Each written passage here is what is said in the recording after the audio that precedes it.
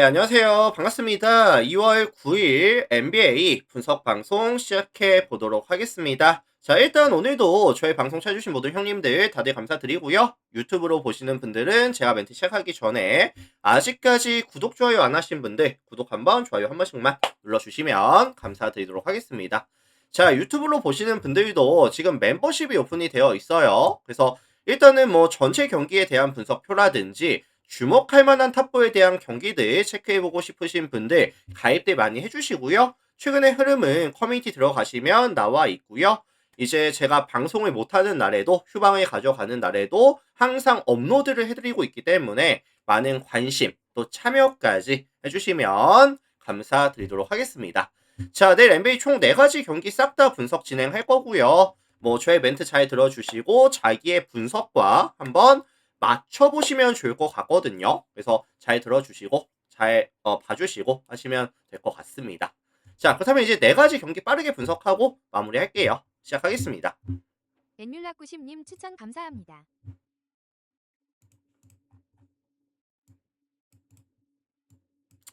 자, 가장 먼저 살펴볼 경기는 보선과 뉴욕 경기 먼저 살펴볼게요. 자, 이 매치업은 가장 먼저 눈에 띄는 부분은 원정팀 뉴욕이 지금 8연승 장줄 구간에서 지난 디트로이트 원정에서 연승이 깨지고 왔거든요. 뭐 타운스라든지 아누노비가 그때 당시에 결장하는 이슈도 있었지만 팀 전체적인 슈터들의 부진, 슛감이 최고점을 찍고 내려가는 추세의 모습을 보여줬었다라는 점이 가장 큰 뉴욕의 최근의 리스크라고 저는 생각을 해요. 직전 디트로이트 전에서도 3점을 그때 당시에 33개를 시도해서 메이드가 몇 개가 됐었냐면 8개가 메이드가 됐었죠. 그래서 성공률이 24.2%로 많이 좀 부진했었고, 디트로이트의 외곽 수비 기대값을 감안해 봤을 때 뉴욕의 슛감이 정말 안 좋았다고 저는 생각을 하거든요. 그래서 내일도 사실 뉴욕이 뭐 타운스라든지 하트의 출전 가능성이 높아 보이지는 않고요.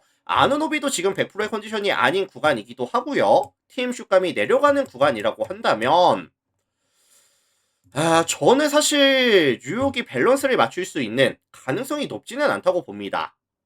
자, 반면에 홈팀 보선 같은 경우에는 직접 마이애미를 98대 96으로 잡아내면서 5연승 장줄 기간이 조금 길어지고 있어요. 그래서 내일 라인업을 보시면 아시겠지만 화이트, 브라운, 가르자, 퀘이타로 이제 선발을 내면서 투맨 게임 위주로 풀어갈 것 같고요. 벤치 구간에서는 뭐 프리차드라든지 아니면은 이제 부세비치를 또 넣어주면서 스페이싱을 살려주는 이런 쪽 구간도 만들어낼 수 있는 상황이거든요. 그래서 이 보스턴 팀 자체가 이번 시즌 내내 외곽에서의 굉장히 많은 야투시도 굉장히 높은 성공률을 기록 중인 팀이다 보니까 외곽 수비가 약한 뉴욕 상대로는 충분히 많은 득점에 대한 지원이 가능할 것이다 라고 저는 생각을 해요. 뉴욕이 사실 외곽에서의 야투 시도 억제라든지 3점 허용률도 36.2%, 리그 전체 22 수준밖에 안 되는 팀이거든요. 이거 뭐 템포는 다운 템포, 약간 지공 위주의 게임을 봐주시면 될 것 같고, 보선승, 일방적인 경기, 저득점에 대한 가능성까지 같이 언급을 드려보겠습니다.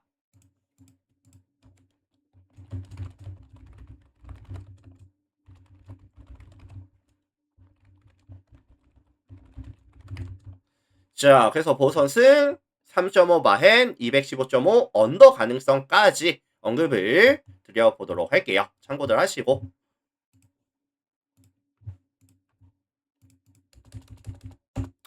자, 다음 경기는 이제 워싱턴과 마이애미 경기 살펴보겠습니다. 워싱턴, 마이애미. 자, 이 매치업은 사실 워싱턴에 대한 선호도가 꽤나 높을 것 같기는 하거든요. 최근에 마이애미의 경기력이 조금 주춤하고 있고 10.5라는 높은 기준점이 선호도를 조금 올려줄 수 있는 근거라고 생각을 하기는 해요. 다만 이 홈팀 워싱턴 같은 경우에는 트레이 영이 아직까지 출전이 안 되고 있고요. 게다가 이제 앤서니 데이비스 같은 경우에는 시즌 아웃이 되어버린 상황이고 뭐 나머지 사르라든지 러셀, 존슨, 하디, 뭐 키션 조지, 쿨리발리 전부 다 지금 100%의 컨디션이 아니거든요. 그래서 확실한 이 핸들러가 조금 없다 보니까 실책에 대한 억제가 안 되고 있고요. 그 다음에 이제 트랜지션 위주로 게임을 풀어가고 있기는 하지만 야투율이 최근에 나쁘지는 않은 구간이기는 하지만 이 마이애미가 기본적으로 뺏는 수비에다가 그 다음에 이제 트랜지션 수비가 나쁘지 않거든요.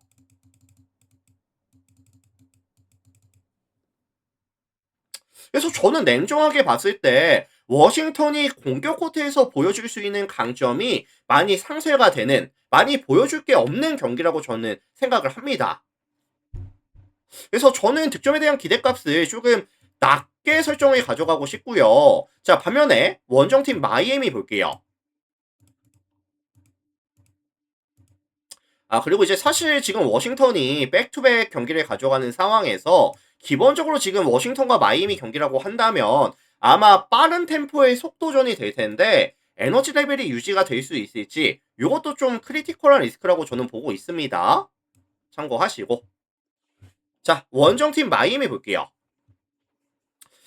자, 마이애미도 최근에 뭐 팀 야투가 그렇게 잘 터지는 구간은 아니에요. 근데 이제 2점 라인 야투는 나쁘지 않고 자유투 라인 야투도 81.82% 나쁘지 않거든요. 그리고 사실 마이애미는 최근에 조금 더 많은 포지션을 상대보다 많이 가져가고 있는데 제공권 확보에서의 강점, 세컨 찬스를 굉장히 많이 잡아주고 있고 상대 실책을 유도해주면서 이제 상대 실책 유도, 거기서 파생되는 뭐 텐션 상황이라든지 조금 더 많은 포지션을 가져가면서 경기를 가져오고 있거든요. 그래서 이제 상대보다 기본적으로 더 많은 포지션을 가져갈 수 있는 상황인데 워싱턴도 지금 실책이 좀 많아지는 구간에다가 그 다음에 이제 제공권 확보에 있어서 박스아웃에 있어서 조금 약점을 보이고 있는 제공권 확보가 안 되고 있는 구간이라고 한다면 저는 이거 템포 자체는 조금 빠른 템포에다가 마이애미가 조금 더 많은 포지션, 조금 더 높은 성공률을 보여줄 수 있는 경기가 될 가능성에 대해서 언급을 드려보도록 하겠습니다. 자, 그래서 이거 종합해 보면은 마이애미 승이라든지 아니면 이제 10.5 마헨이라든지 아니면 이제 236.5 기준 했을 때 다득점에 대한 가능성까지 같이 언급을 드려볼게요. 참고하시면 될 것 같고요. 다음 경기 넘어가겠습니다.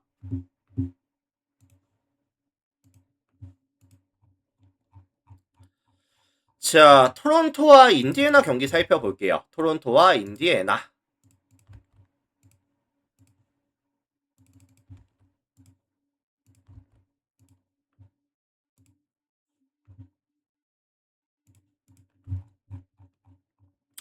자, 일단 요 매치업은 가장 먼저 눈에 띄는 부분은 퀵클리가 지금 GTD에 걸리거든요. 연습 과정에서 발목 쪽 조금 부상이 있었다고 하고요. 부상 정도가 심해 보이지는 않고 아마 내일 경기 출전이 가능성이 높다라는 메디컬 리포트가 있기는 했었습니다. 그리고 이제 최근에 토론토의 공격 옵션이 포스 위주로 경기를 좀 풀어가는 모습, 뭐 퀴클리라든지 반지, 머레이 보이스의 투맨 게임에다가 베럿이라든지 잉그램이라든지 커딘을 꽤나 많이 하고 있어요.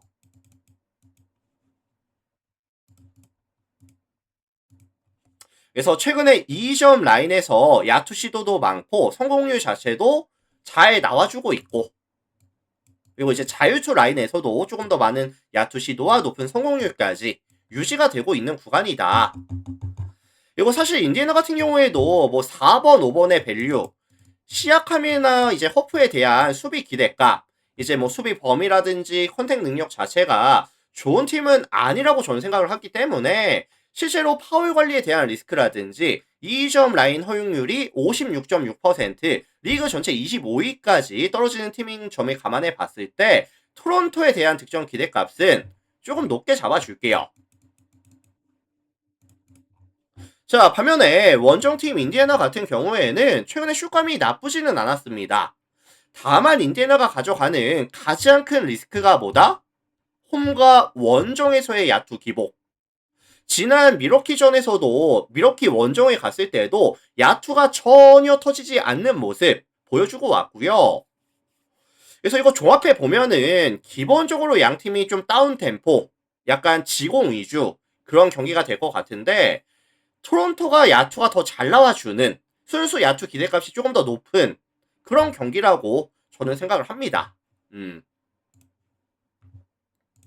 그래서 이거 종합해 봤을 때 저는 이제 토론토의 승리라든지 아니면 이제 8.5 마헨이라든지 아니면 226.5 기준 저득점에 대한 가능성까지 같이 언급을 드려볼게요. 참고하시면 될 것 같고 다음 경기 넘어가겠습니다.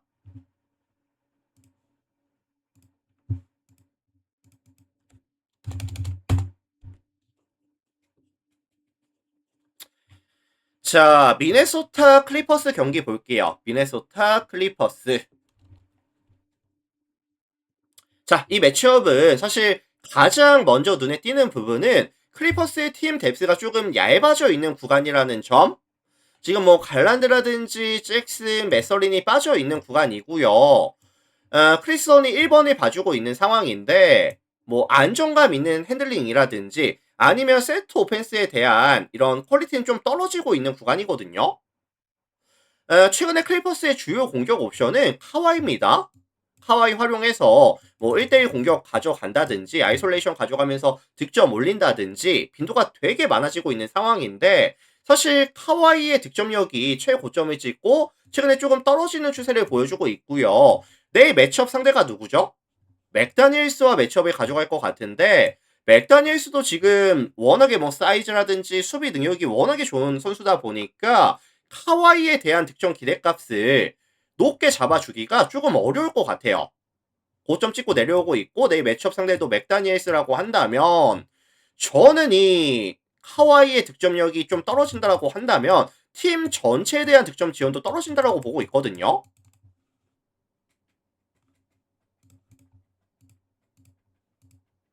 반면에 홈팀 미네소타 같은 경우에는 이제 직전 뉴올리언즈를 만나서 경기를 지고 오기는 했어요. 하지만 뭐 최근 5경기 보시면 평균 득점 지원이 125.6 득점, 실점이 118.6 실점씩을 가져가면서 동일기간 마진이 몇이다? 플러스 7. 동일기간 리그 전체 9위. 그리고 최근에 외곽에서도 야투에 대한 시도나 성공률이 유지가 되고 있는 구간이다 보니까 사실 클리퍼스도 이번 시즌 3점 허용률이 36.8%로 리그 전체 23위 수준밖에 안 되는 팀이기도 하거든요. 그래서 요거는 종합해 봤을 때 미네소타의 승리라든지 아니면 좀 일방적인 경기 아니면 저득점에 대한 가능성까지 같이 언급을 드려보겠습니다.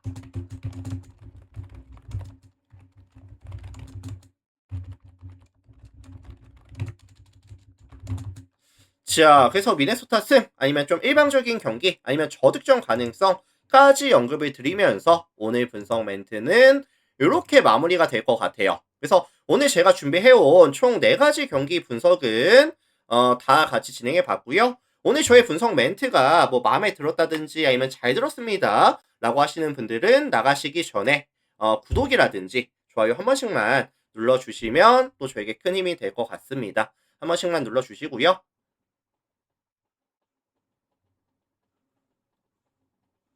캡증 74, 크장 58792. 자, 유튜브 방송은 여기까지 하고 마무리 지어 볼게요. 어쨌든 오늘도 많이들 봐주셔서 다들 감사합니다. 마무리할게요.